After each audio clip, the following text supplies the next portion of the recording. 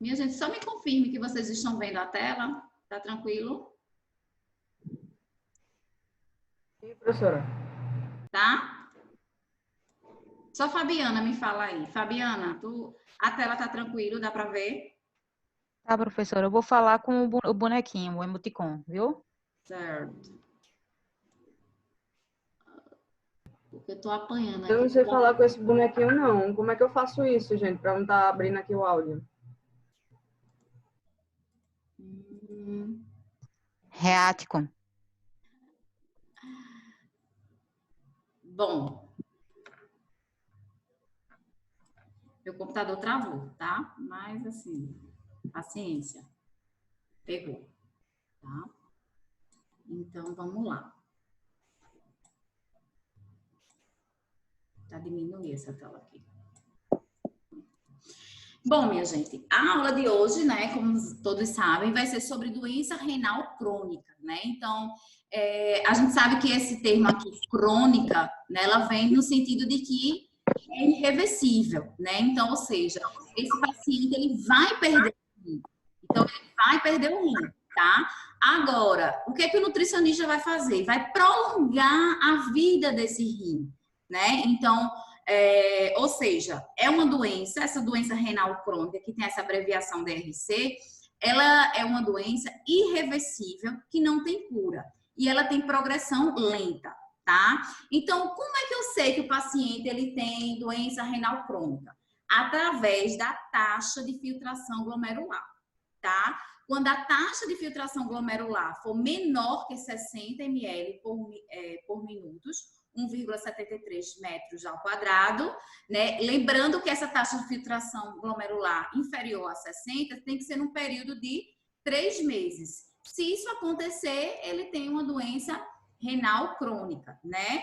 E uma taxa de filtração glomerular acima de 60 ml por minuto, né? E associada a uma lesão. Como assim, professor?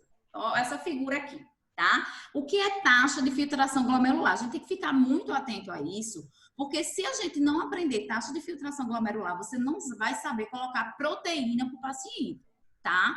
Então, por quê? Porque a gente vai ver mais na frente que a taxa de filtração glomerular abaixo de 60, a gente tem que colocar uma dieta hipoproteica. Então, se você não aprender isso que eu tô falando aqui, você vai voar geral, tá? Então, o que é taxa de filtração glomerular? Taxa de filtração glomerular é exatamente isso aqui, tá? Aqui essa figura aqui representa um néfro, certo? Um conjunto de néfro, né, forma um rim. Então, aqui nós temos exatamente onde ocorre a taxa de filtração glomerular, né? Aqui é o glomérulo. Então, o que é essa taxa de filtração glomerular? Então, nessa parte, lembrando que o néfro, minha gente, ele tem aqui a parte, né? Os túbulos contorcidos, né? Tanto proximal, intermediário, distal, e tem o ducto coletor. E aqui nós temos o glomérulo. Então, o glomérulo, essa parte aqui é onde acontece a filtração. Então, geralmente, o que é que acontece? Lembre-se que a função do rim é filtrar, né? Então, ou seja, cadê? Aqui, né? Tá, ou seja, vem os nutrientes, vem aqui, ele é filtrado, o que for, né, benéfico, né, o que não for tóxico, volta para a corrente sanguínea. O que for tóxico vai embora aqui, ó, para ser eliminado aonde, gente? Na urina, certo? Então, o que é que acontece? Né? Então, a taxa de filtração glomerular aqui, gente, por exemplo, a gente que está aqui na live é acima de 90. Então, a nossa taxa de filtração glomerular normal é acima de 90. Então, a gente não tem doença renal crônica. Então, a taxa de filtração glomerular é essa velocidade aqui que ocorre a filtração desse nutriente. Porém, se essa taxa de filtração glomerular for inferior a 60, né, durante o período de 3 meses, ele é um paciente com doença renal, o quê? Crônica, tá? Então, é basicamente isso, certo? Bom, aqui, gente, esse slide fala justamente a causa, né? Qual é a causa da doença renal crônica? A causa, gente, essas doenças, tudo que a gente já estudou. Que a gente tem o quê? Diabetes, hipertensão. Lembra que eu disse a vocês que é o famoso combo? Quando a pessoa tem diabetes, hipertensão, hipercolesterolemia, hipertrigliceridemia, então todas essas doenças cardiovasculares. Então, o que acontece? Esse indivíduo, se não tratar a hipertensão, se ele não tratar a diabetes, ele vai evoluir para um renal crônico. Hoje a gente não vai ver IRA, porque senão vocês vão me bater. Que IRA é insuficiência renal aguda, é muito grande, né? Não dá para a gente ver tudo junto. Doença renal crônica e IRA. IRA eu vou dar semana que vem. Mas a gente vai ver que na IRA é por questões de medicamento, né? Não tem nada a ver se o indivíduo tem uma má alimentação, mas a insuficiência renal crônica é por conta de má alimentação mesmo, é uma consequência da obesidade, da diabetes tipo 2, dislipidemia, tá? Então, uma das principais causas, de fato, é a diabetes, é uma evolução. Lembrando que eu já falei isso para vocês, mas só recapitulando, o nutricionista, né, ele vai preservar esse rim, mas ele vai perder. Só que essa perda do rim é lenta. Mas se o paciente, né, não fizer a dieta, ele vai perder rapidamente esse rim e vai ter que fazer hemodiálise, tá? Então, o que a gente vai tentar fazer com o paciente? Que ele não vá para a diálise. Mas uma hora ou outra ele vai perder. Então, ele, no final das contas, minha gente, ele vai perder esse rim. Só que a gente vai fazer de tudo pela dieta para que ele não venha perder, né, esse rim rapidamente. E assim, a gente, às vezes, tem paciente que faz a dieta tão certinho que ele consegue o transplante, né, ele consegue o transplante e nem precisou ir para hemodiálise, entende? Então, vê que maravilha. Então, na doença renal crônica, lembrando que o paciente, na doença renal crônica, ele vai perder esse rim e é de uma maneira progressiva, irreversível, não tem cura, então ele vai perder esse rim e exatamente da função renal que ele vai perder, tá? Basicamente, gente, a gente analisa. Oi? Algum problema? Tranquilo, pode seguir, né? Qualquer coisa vocês sinalizam, tá? Dúvidas só no final. Então, vê. O paciente com doença renal crônica, a gente vai pedir alguns exames bioquímicos para supervisionar ele. Então, um deles que a gente observa é a creatinina sérica, certo? Então, a creatinina sérica, ela é importantíssima, tá? Então, geralmente, o valor de referência é entre 0,6 a 1,2 miligramas por decilitro, né? E outro que a gente, digamos assim, supervisiona é a ureia. Então, muitas vezes, minha gente, esse paciente, ele vem achando que a gente vai elogiar ele no sentido de que o exame bioquímico dele tá bom. E, na verdade, às vezes não tá, né? Como assim? Por exemplo, isso, gente, esse valor aqui é para um paciente normal, o valor de referência. Só que um paciente que está em HD, que é em hemodiálise, né? Ou DP, que é diálise peritoneal, que a gente vai ver, eu vou explicar isso mais na frente, né? Então, os valores de referência mudam. Né? Então, por exemplo, a creatinina mesmo, os valores vai de 7 a 12, né, para um paciente em hemodiálise e diálise peritoneal, né? Então, resumindo a história, por exemplo, o que eu pego na prática? Um paciente, minha gente, ele vem com a creatinina, a gente vê que o mínimo é 7, às vezes ele vem com 6, 5. Isso é sinal de desnutrição. Então, basicamente, é a mesma coisa do colesterol. O normal do colesterol, a gente sabe que o colesterol total é até 200, na verdade. Mas aí ele vem com colesterol de 98. Aí ele vem super feliz, né? Ó, tô com colesterol de 98. E o paciente renal geralmente tem dislipidemia. Aí ele vem com colesterol de 98. Só que no final das contas, minha gente, isso significa que ele está desnutrido, porque um colesterol inferior a 100 reflete que ele tem uma desnutrição, tá? Então, a gente tem que ter muito cuidado, porque a maioria desses pacientes com doença renal crônica, ele vem pra gente desnutrido, porque ele fica com medo de morrer, porque a dieta é super restritiva, e aí acaba não comendo sem querer comer nada e fica desnutrido.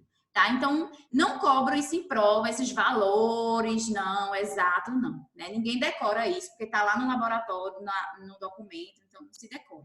O que eu quero que vocês saibam é que a gente monitora a creatinina sérica, né, do paciente, e também uma coisa que a gente monitora também é a ureia sérica, tá?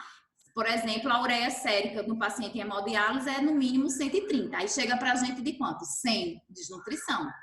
E pode também ter a ureia aumentada, né? E aí a ureia aumentada pode ser várias coisas, né? Pode ser uma insuficiência renal aguda, pode ser uma insuficiência renal crônica, pode ser gota, diabetes, enfim, pode refletir várias situações, certo? Mas eles abaixo é um reflexo muito grande da desnutrição, né? Ou insuficiência hepática, mas principalmente, gente, da desnutrição, tá? Eu pulei esse slide aqui, porque esse slide aqui, gente, são aplicativos, né, que existe esse eGFR e tem esse Nefrocal, que ele serve para calcular a taxa de filtração glomerular. Porque eu disse para vocês o quê? Quando a taxa de filtração glomerular for inferior a 60, a dieta é o quê? Hipoproteica, né? Então, você vai colocar vai diminuir a quantidade de proteína. Mas aí, tem laboratórios que eles já dão, né? Por exemplo, um estudante, semestre retrasado, não lembro. Recentemente, ela tinha trazido um exame bioquímico onde tinha lá taxa de filtração glomerular, tá? Mas, às vezes, vocês podem, por exemplo, eita, troquei aqui, porque eu fiquei me olhando na câmera, perdi o raciocínio. Fatos do EAD. Bom, voltando para cá. Então, às vezes, minha gente, o paciente não tem esse exame de taxa de filtração glomerular, que o nutricionista até pode solicitar. Mas, digamos, se o paciente só tiver a creatinina, tá vendo?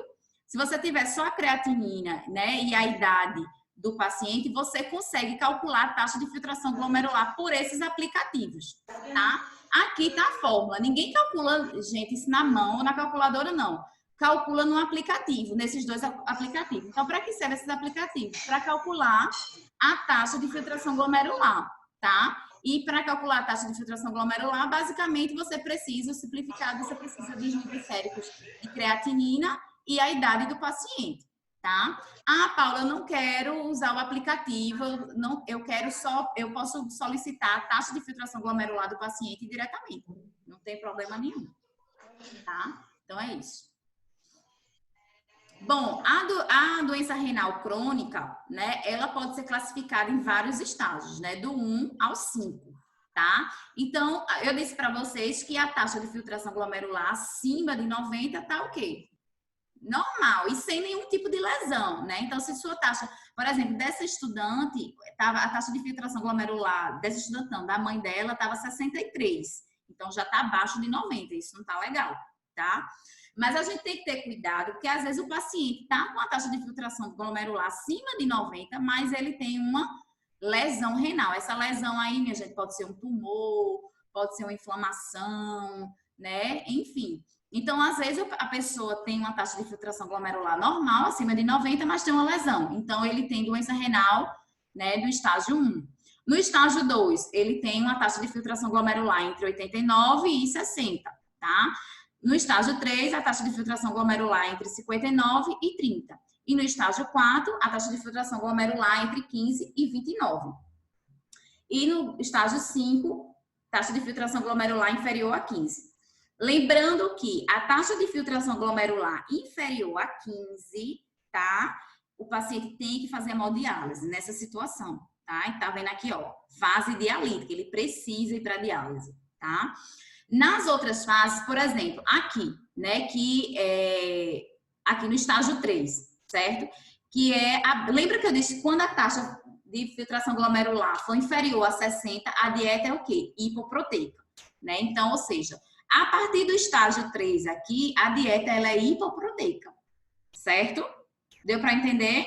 Então, basicamente isso. Então, sem a taxa de filtração glomerular, o nutricionista não é nada, ele não é ninguém, ele não vai conseguir tratar um paciente com doença renal crônica, tá? Porque, veja, se ele tiver no estágio aqui, né, de 0 a 2, por exemplo, se a taxa de filtração glomerular tiver superior a 60, né, a dieta vai ser normoproteica, certo? Agora, se a taxa de filtração glomerular for inferior a 60, a dieta vai ser hipoproteica. Tá? Agora, se a taxa de filtração glomerular for inferior a 15, aí esse paciente ele vai para diálise e a dieta é normoproteica, tá certo? Então, vamos seguir o barco. Dúvida, anota aí. A gente vê no final. Aqui, gente, tem algumas funções do rim, tá? Que uma delas é o secretar substâncias, né? E aí, substâncias tóxicas, como, por exemplo, ureia, creatinina, ácido úrico, né? Então, tem essa função. Manutenção do volume extracelular, balanço de sódio e água. Isso é muito importante, tá? Porque, veja, se o rim não tá fazendo esse balanço de água e de sódio, o que é que vai acontecer? Edema. Então, ele vai reter muito líquido, tá? Então, quando o paciente, ele retém muito líquido, ou seja, ele entra no processo de edema. Então, a gente vai ver que a dieta é hipossódica, tá? Então, a gente vai colocar, no máximo, 2.000 miligramas de sódio. Por quê? Porque esse paciente tem um problema na função do rim. Ele não consegue controlar esse balanço de sódio e de água, tá? Ele também vai ter uma restrição de água. Então, quanto de água que o paciente com doença renal crônica ele vai receber? Vai ser proporcional à urina. Isso a gente viu na aula anterior, que foi presencial. Igual do paciente com insuficiência cardíaca congestiva. Então, se ele urina 1 litro, ele pode beber 1 litro de água. Se ele urina 2 litros, ele vai poder beber, ingerir 2 litros de água, certo? Agora, por exemplo, ele ingere 2 litros de água e urina 1 litro. Ficou 1 litro dentro dele. Então, ele tá o quê? Com edema, tá? Então, muitas vezes, minha gente, tem paciente que só urina 350 ml. E aí, ou seja, praticamente, né, tem uma restrição hídrica aí severa, né, desse paciente e praticamente não vai suco para ele, não vai sopa para ele, porque senão vai ultrapassar rapidamente essa cota, tá? Então, o máximo que a gente coloca para esse paciente é 350 ml. E para isso a gente não coloca suco, não coloca sopa, tá? E às vezes ele toma esses 350 ml, bebe essa água e fica sem, tipo, já bateu a cota. Aí e ainda quer beber mais água. O que é que a gente faz? Dá gelo para o paciente ficar chupando. Vê que tristeza. Mas infelizmente, porque às vezes tem paciente que tem uma restrição hídrica muito severa. Outros não. Consegue fazer uma restrição hídrica normal, sabe? Urina, isso, essa dada a gente pega tudo com a enfermagem, certo? O pessoal da enfermagem que mede essa quantidade de urina. Bom, uma coisa muito importante também, gente, é em relação à vitamina D, tá? Então, uma das coisas que o paciente renal, por exemplo, o paciente renal, ele tem uma deficiência de vitamina D. Mesmo que ele vá para boa viagem, ele vai lá para o sol, né, e fique torrando lá. Ele não vai produzir vitamina D ativa. Por quê? Porque a vitamina D, gente, que a gente obtém pelos raios ultravioletas, ela está inativa. Para ela se transformar ativa, ela precisa basicamente de dois processos de hidroxilação. Então, ela precisa sofrer hidroxilação. Então, a primeira hidroxilação acontece no fígado e a segunda hidroxilação acontece aonde? No rim. Tranquilo? Então, ou seja, esse paciente que é doença renal crônica, ele não vai ter essa vitamina D ativa, porque o rim dele não vai conseguir fazer essa hidroxilação, tá? Então, ela é importante também na manutenção do equilíbrio ácido básico e também ela é importante, gente, na degradação e catabolismo de hormônios. Então, o rim, gente, geralmente o paciente que tem doença renal crônica, eles têm também anemia. Mas por que eles têm anemia? Porque o rim também, gente, produz hormônios, como, por exemplo, eritropoetina, que é um hormônio responsável por produzir as células vermelhas. Então, ou seja, ele vai ter uma disfunção também de anemia. É babado o rim, viu? Bom, gente, a doença renal crônica é um termo muito genérico, tá? Então, a dieta, gente, para essas 3 situações aqui são diferentes. Então, a doença renal crônica, ela pode ser o tratamento conservador, tratamento dialítico e tem o transplante renal. Gente, ou seja, o DRC pode ser tratamento conservador, dialítico ou renal. O conservador, gente, o nome já diz. O nutricionista vai o quê? Conservar esse rim, tá? Ele vai perder, infelizmente, fato. mas a gente vai prolongar ao máximo a vida útil desse rim, tá? Que é o tratamento conservador. Quando a taxa de filtração, isso no tratamento conservador, quando a taxa de filtração glomerular for inferior a 60, a dieta é o quê, gente? Ai, que saudade de fazer pergunta para vocês. Hipoproteica, tá? Certo? Agora, se a taxa de filtração glomerular for acima de 60, né, a dieta é normoproteica, tá? Isso no tratamento, gente, o quê? Conservador. No tratamento dialítico, que a taxa de filtração glomerular está inferior a 15, ou seja, não está filtrando nada, está ficando várias substâncias tóxicas lá no glomérulo. Aí, nessa situação aqui, a dieta é normoproteica. Como assim, professora? A paciente perdeu o rim praticamente 100% e a dieta é normoproteica? Sim, porque ele agora tem um rim artificial, né? Que aí é uma máquina, pode ser uma máquina, hemodiálise, ou pode ser diálise peritoneal, que eu vou explicar para vocês mais na frente como seria, o que significa, como é que ocorre essa hemodiálise e essa diálise peritoneal, tá? O que é que eu quero que vocês aprendam de início? Que no tratamento dialítico aqui, ele vai ter uma dieta normoproteica, se ele fizer hemodiálise, se ele for para a máquina. Se ele fizer diálise peritoneal, nesse processo aqui, perde mais proteína. Aí sim é uma dieta hiperproteica.